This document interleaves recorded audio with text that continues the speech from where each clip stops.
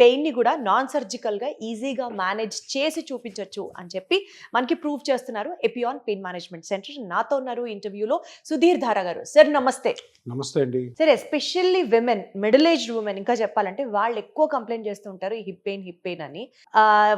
ఆడవాళ్ళలో ప్రత్యేకంగా జరుగుతున్నటువంటి ఆ హార్మోనల్ చేంజెస్ వల్ల ఈ హిప్ పెయిన్ వస్తుంది అని అనుకోవాలా, లేదా ఏజింగ్లో ప్రాసెస్ హిప్ పెయినా, లేకపోతే ప్యూర్ నెగ్లిజెన్స్గా ఇది హిప్ పెయిన్ అనొచ్చా?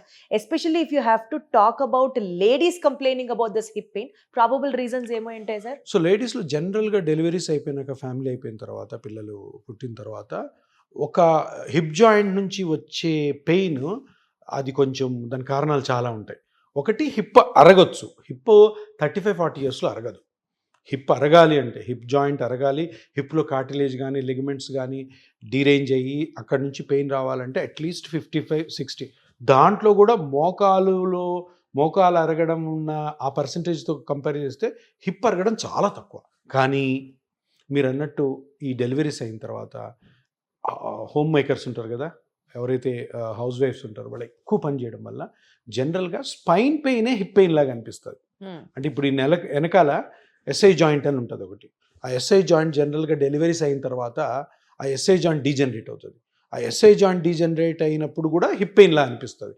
సో హిప్ పెయిన్ అన్నప్పుడు హిప్ చుట్టుపక్కల ఉన్న muscles, ligaments, joints plus bones, ఇవన్నిటి కూడా కన్సిడర్ చేసుకోవాలి. ఎందుకంటే ఇక్కడ కూడా నేను చెప్పినట్టు జాయింట్లోనే ప్రాబ్లం ఉంటుంది అని కాదు, బ్యాక్లో ఉండొచ్చు, జాయింట్స్లో ఉండొచ్చు, మజిల్స్లో ఉండొచ్చు. ఎందుకంటే వంగడము, లేయడము, కసు ఊడ్చినప్పుడు కానీ, వంట చేస్తున్నప్పుడు ఎక్కువ నిలబడడం, వీటితో కూడా ఈ లేడీస్లో పర్టికులర్గా hip joint around structures damage అవుతాయి. అందుకనే తప్పకుండా ప్రాపర్ క్లినికల్ ఎగ్జామినేషన్తో, ప్రాపర్ స్కాన్స్తో అది ఏ పార్ట్ అని కనుక్కొని దానికి ట్రీట్మెంట్ చేయడం ద్వారా రికవర్ మంచిగా అవుతారు. దాని తర్వాత మీరు అన్నట్టు హార్మోనల్ కూడా కొంత ఉంటుంది, ఎక్కువ స్ట్రక్చరల్ డ్యామేజెస్ ఉంటాయి. సార్, ఇప్పుడు ఈ హిప్ పెయిన్ ని గనక ఇగ్నోర్ చేస్తే పారాలిసిస్ దాకా వెళ్తుంది అని అంటున్నారు, నిజమేనా? స్క్రాపా? హిప్ జాయింట్ కి పారాలిసిస్ సంబంధమే లేదు. హిప్ జాయింట్ వల్ల ఓన్లీ థింగ్ ఏంటంటే, ఇప్పుడు హిప్ ఫ్లెక్షన్, కాలు మడవడము, కింద కూర్చోవడము, లేక ఎక్కువసేపు నిలబడితే నొప్పి రావడము, ఇవి జరుగుతాయి. కానీ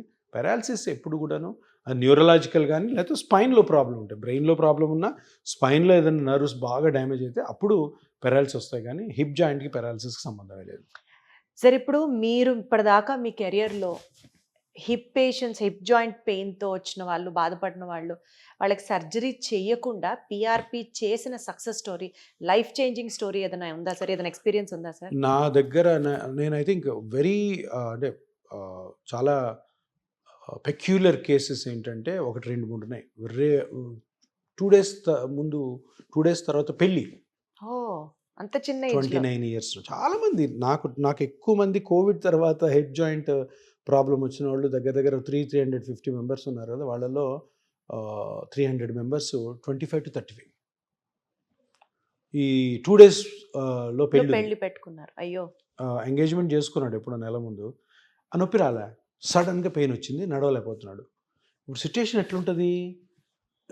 ఎంగేజ్మెంట్ అప్పుడేమో చెప్పలేదు మాకు హిప్ ప్రాబ్లం ఉందని, అతనికి కూడా తెలియదు. సడన్ పెయిన్ వచ్చింది, ఇప్పుడు చెప్పలేడు. ఎంఆర్ఐ తీసుకుంటేనేమో ఏవాస్కులర్ నెక్రోసిస్, పెళ్ళికి వెళ్ళాలి, సర్జరీకి వెళ్ళగలరా 2 రోజులు పెళ్ళి పెట్టుకొని. సో వాళ్ళకి పిఆర్పి చేయడం ద్వారా మ్యారేజ్ చేసుకున్నాడు. మ్యారేజ్ చేసుకున్న తర్వాత రివీల్ కూడా చేశాడు. దాని తర్వాత భార్య భర్త కలిసి వస్తున్నారు ఇప్పుడు ట్రీట్మెంట్కి. సో బేసికల్ ఏంటంటే, ఇది ఏదో మ్యాజిక్ అని మనం పెద్ద డాక్టర్లు, అద్భుతమైన డాక్టర్లు అని చెప్పుకోవడం కాదు. కానీ కొన్ని టెక్నిక్స్ ఏవైతే సింపుల్గా ఈ జాయింట్ పెయిన్స్, ఈ chronic musculoskeletal degenerative pain conditions అంటారు, ఇవి జబ్బులు కాదు. Shoulder pain, neck pain, knee joint pain, ఇవన్నీ వీటికి ఈ సింపుల్ స్ట్రక్చర్స్ని సింపుల్గా పిఆర్పి పద్ధతి ద్వారా కానీ, ఇతరత్ర చాలా ఉన్నాయి చిన్న ఇంజెక్షన్ టెక్నిక్స్.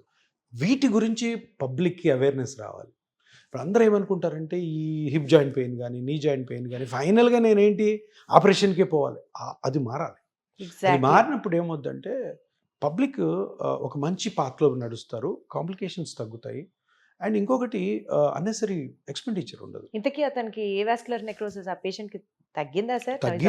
తగ్గింది, అది చెప్తున్నాను కదా. ఆ ఫస్ట్ సిట్టింగ్ చేసుకొని పెయిన్ తగ్గి చక్కగా పెళ్లి మండపం మీద కూర్చున్నాడు, పెళ్లి అయిపోయింది. దాని తర్వాత భార్య భర్త ఇద్దరు కలిసి మిగతా సిట్టింగ్స్ కూడా వస్తున్నాయి. లేదు, లైఫ్ అదే. ఇప్పుడు ఇంకొకటి చాలా ఇంపార్టెంట్ ఇష్యూ ఏంటంటే, ఏ ట్రీట్మెంట్ కూడా ప్రపంచంలో ఏ మెడిసిన్ డిసిప్లిన్లో కూడా పర్మనెంట్ ఉండదు, లైఫ్ లాంగ్ ఉండదు. అందరూ తెలుసుకోవాల్సింది ఇది. ఎవరన్నా డాక్టర్ని నేను ఇది చేసేది పర్మనెంట్ అంటే అతను అబద్ధం చెప్తున్నాడు. ఏ ట్రీట్మెంట్ పర్మనెంట్ ఉండదు. ఏ ట్రీట్మెంట్ అంటే కూడా నొప్పి వచ్చినప్పుడు మళ్ళీ రావడం. ఇప్పుడు మనం చేసే పెయిన్ఫుల్ కండిషన్, మాది pain clinic, pain management centre. మేమేం చేస్తాం, నొప్పి వచ్చింది మీకు ఇర్రెస్పెక్టివ్ ఆఫ్ ఎనీ కండిషన్, అంటే షోల్డర్ అవ్వచ్చు, హెడ్ అవ్వచ్చు, నెక్ అవ్వచ్చు, నీ అవ్వచ్చు, యాంకిల్ అవ్వచ్చు, రిస్ట్ అవ్వచ్చు, ఎల్బో అవ్వచ్చు, తగ్గించి నొప్పి తగ్గించడం. ఎట్లా తగ్గించడం? టాబ్లెట్స్తో కాదు, ఆ స్ట్రక్చర్ని స్కాన్ చేసి కనుక్కొని ఆ స్ట్రక్చర్లో జరుగుతున్న డ్యామేజ్ని పిఆర్పి తోటి రికవర్ చేయడం. మనం డిసీజెస్ ఏం ఇది చేయట్లే. పేషెంట్ వచ్చేది పెయిన్ తగ్గించుకోవడం కోసం మా దగ్గరికి. పెయిన్ తగ్గించడం కోసము ఆ కండిషన్ని కనుక్కొని కండిషన్ ఎక్స్ప్లెయిన్ చేసి, ఇన్ కేస్ సర్జరీ తప్పదు, కొంతమందికి తప్పకుండా చేయాల్సి వస్తుంది సర్జరీ, అప్పుడు వెంటనే సర్జరీకి పంపిస్తాం, ఆపం.